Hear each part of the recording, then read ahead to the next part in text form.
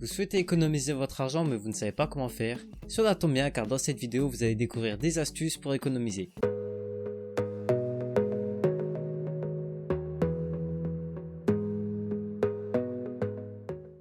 Salut à tous, c'est Lucan. Aujourd'hui on se retrouve pour la partie 2 sur comment économiser son argent. La première vidéo a très bien marché puisque c'est la vidéo qui a reçu le plus d'interactions sur ma chaîne YouTube. Alors merci à tous pour votre intérêt. Trêve de bavardage, commençons dès à présent en rentrant dans le sujet principal de cette vidéo. Astuce numéro 1, laissez votre portefeuille. Lorsque vous vous baladez pour faire les magasins, ne prenez surtout pas votre portefeuille avec vous, surtout si vous êtes un acheteur compulsif. Pourquoi? Car en l'absence de paiement, vous allez tout simplement repartir bredouille. C'est une astuce qui peut sembler anodine, mais pourtant, elle est très efficace, croyez-moi. Je vous invite à essayer et vous m'en direz des nouvelles. Astuce numéro 2, attendez une semaine. Vous avez repéré un article mais vous n'avez pas votre portefeuille? Très bien. Rentrez chez vous et laissez-vous une semaine pour décider si vous en avez besoin ou non. Dans la majorité des cas, vous allez perdre l'envie de posséder ce bien. Par la même occasion, vous vous rendrez compte que ce n'était qu'un désir éphémère. En revanche, si après une semaine c'est toujours un coup de foudre, alors allez-y et faites-vous plaisir. Mais n'oubliez pas, qu'acheter pour acheter ne vous rendra pas plus heureux. Astuce numéro 3, arrêtez avec les distributeurs de boissons.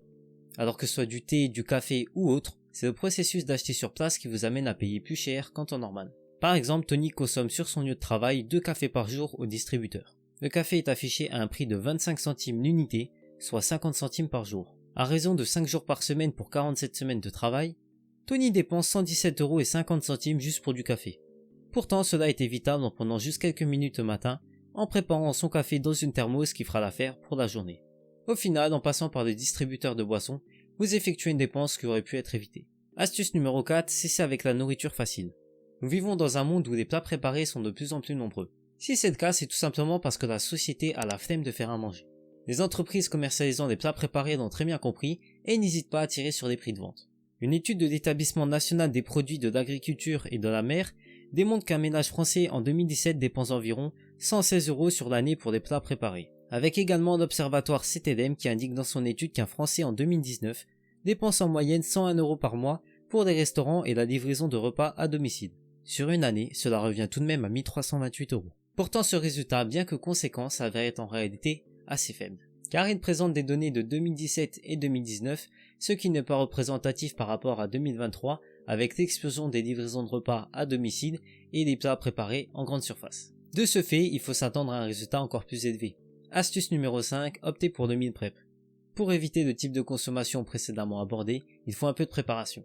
En effet, il existe la technique du meal prep qui consiste à préparer ses repas à l'avance. C'est souvent utilisé chez les sportifs pour garder une alimentation saine et aussi pour gagner du temps en passant moins de temps en cuisine. Personnellement, j'ai adopté ce concept en 2016 et le temps que je n'ai pas à passer en cuisine me sert tout simplement pour faire des choses plus enrichissantes. Je m'accorde 1 heure le dimanche pour la préparation de mes repas de la semaine afin d'être tranquille. D'ailleurs, cette technique m'a permis de contrôler mon poids puisque je suis passé d'un physique de phasme à un petit sanglier. Puis par la suite, j'ai décidé d'opter pour un physique un peu plus esthétique en séchant un peu. Alors quels sont les avantages de cette technique selon moi? Tout d'abord, manger équilibré. Puisque c'est moi qui concocte mes plats, alors libre à moi de mettre ce que je veux dedans. Pas de gaspillage car les portions sont adaptées à ma faim, de ce fait tous les aliments sont consommés. Un gain de temps considérable, car en 2 minutes au micro-ondes, mon repas est prêt. Quand je vais en course, je sais quoi acheter, ce qui me permet d'y passer moins de temps, tout en respectant mon budget dédié à l'alimentaire. C'est vraiment une technique que j'affectionne car elle comporte de nombreux avantages. Néanmoins, si je dois citer un inconvénient, c'est tout simplement le fait que les repas ne sont pas de la même qualité qu'en sortie de cuisson. En parlant de cuisson, les jeunes ne sont pas des as du fourneau, et c'est la raison pour laquelle ils consomment un peu n'importe quoi. Car selon le Crédit Agricole, le budget nourriture pour un 18-24 ans est d'en moyenne 236 € par mois. Le budget est assez conséquent pour un jeune, mais c'est souvent à cause de la malbouffe, des plats préparés, etc. Dans mon cas, en préparant mes repas à l'avance, je suis amené à dépenser en moyenne 100 € par mois. Tout cela pour dire que vous avez la possibilité de manger équilibré en maîtrisant votre budget et en gagnant du temps. Du coup, j'économise 136 € par mois comparé au budget nourriture d'un 18-24 ans, ce qui revient à l'année à 1632 € d'économie. Astuce numéro 6, arrêtez d'être consommateur, devenez producteur. Pour cette astuce, prenons le cas de l'entreprise Netflix, qui propose un service de vidéo à la demande. Le saviez-vous, selon un rapport publié par Business Insider, un utilisateur passe environ 2 heures par jour en moyenne devant Netflix. En espérant que les utilisateurs de cette étude ne se plaignent pas de manquer de temps pour faire à manger, à bon entendeur. Reprenons. Le rapport publié par le CSA et Adopi indique que les Français consacrent en moyenne 15 € par mois en abonnement sur des plateformes de vidéo à la demande. Cela revient à un total de 180 € par an. Pour anecdote, Netflix est sorti en France le 15 septembre 2014. Dans l'hypothèse où Tony avait investi 15 € par mois sur l'action Netflix depuis sa sortie en France en septembre 2014, Tony aurait à ce jour 2592 € avec un rendement moyen annualisé de 19,20%. Rien que ça. Ce que j'essaye de mettre en avant, c'est qu'au lieu d'être consommateur d'un produit ou d'un service, devenez à la place producteur en investissant dans l'entreprise. Pour investir, je vous recommande de courtier sans commission Trade Republic qui vous offre une action gratuite qui peut valoir jusqu'à 40 €. Et pour recevoir une deuxième action, je vous recommande de courtier sans commission Trading 212 qui vous offre une action gratuite qui peut valoir jusqu'à 100 €. Les liens sont en description. Astuce numéro 7, renégocier vos abonnements télécom. À l'heure actuelle, la grande majorité de la population française possède un voire plusieurs abonnements de télécommunications.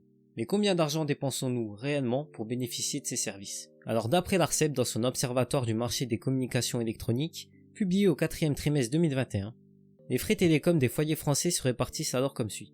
Environ 429 € par an dépensés pour une offre internet, environ 338 € par an pour deux téléphones, environ 133 € par an pour avoir accès à des chaînes de télévision payantes, soit au total 899 € l'année et 74,99 € par mois. C'est une somme assez conséquente et pourtant beaucoup trop de personnes pensent que c'est normal de payer ce montant alors qu'il est possible de réduire cette dépense. Mais comment faire? Le but va être de renégocier vos contrats télécom en faisant jouer la concurrence et en mentionnant à votre fournisseur votre envie de partir.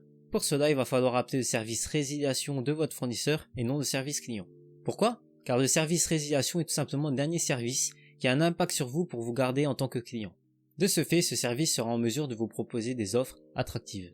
Pour avoir testé, j'ai gardé mon forfait de téléphone et le prix est passé de 9,99 € à 1,99 €, soit une économie de 8 €. Concernant la fibre, elle est passée de 19 € à 14 € par mois, car j'ai obtenu une remise de 5 €.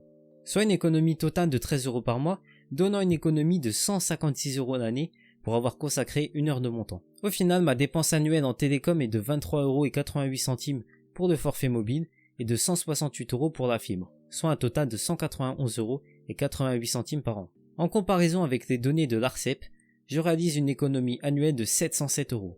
Je tiens à préciser que mes réductions ne sont valables que pour une année. Lorsque celles-ci prennent fin, je recommence ce processus de négociation pour avoir de nouvelles remises. Ce qui est bon à savoir, c'est que cette astuce marche avec les banques, les assureurs, etc. Astuce numéro 8, utiliser le cashback. J'en ai parlé dans la première vidéo pour faire des économies avec Boursorama, mais cette fois-ci c'est avec le géant du web iGraal. iGraal comptabilise plus de 6 millions de clients et c'est le site de cashback numéro 1 en France et en Europe. Mais qu'est-ce que le cashback? Le cashback consiste à récupérer une partie de la somme d'argent dépensée lors d'un achat. Et c'est là qu'intervient iGraal pour les achats en ligne. En effet, le site propose un large choix avec plus de 1700 marchands partenaires. Alors comment ça marche? Pour cela, passons sur mon écran d'ordinateur. Donc là, comme vous pouvez voir, je suis sur la page d'accueil du site iGraal. Face à nous, on a une bannière qui propose des offres de la sélection du jour. Donc là, par exemple, on a Morgan qui propose 4% de cashback au lieu de 2%. Ensuite, par exemple, on a Zalando Privé qui propose jusqu'à moins 75% sur la marque Puma plus 5% de cashback. Maintenant, nous voilà pour la présentation des onglets. Par exemple, on a l'onglet cashback qui vous présente les différentes catégories de marchands. Ensuite, on a l'onglet pour les codes promo, les cartes cadeaux, la sélection du jour et les coupons à imprimer. Par exemple, rayon, frais, épicerie, boissons, hygiène, etc. Tout ça, ce sera des coupons que vous pouvez utiliser en grande surface. Maintenant, admettons, je souhaite acheter une télé. Je vais dans cashback, high-tech, électroménager, informatique. Je vois Samsung qui propose 4,5% de cashback au lieu de 2%. Ok. Activer le cashback. Je suis sur une page intermédiaire. Ils me disent que le cashback il est activé. Ok. Je vais chez le marchand. Je suis chez le marchand et je vois qu'en haut j'ai une petite bannière qui me dit que le cashback il est activé. Donc super. Je descends. Hop. Je vois une télé. Ok. Là par exemple la télé elle a 1099 €. J'ai 4,5% de cashback. Ce qui veut dire que. Hop. Petite calculatrice. 1099 fois 4,5%, c'est-à-dire que sur cet achat, je vais récupérer 49,45 € qui viendront s'ajouter à ma cagnotte ici en haut. Donc maintenant, passons à la présentation de ma cagnotte.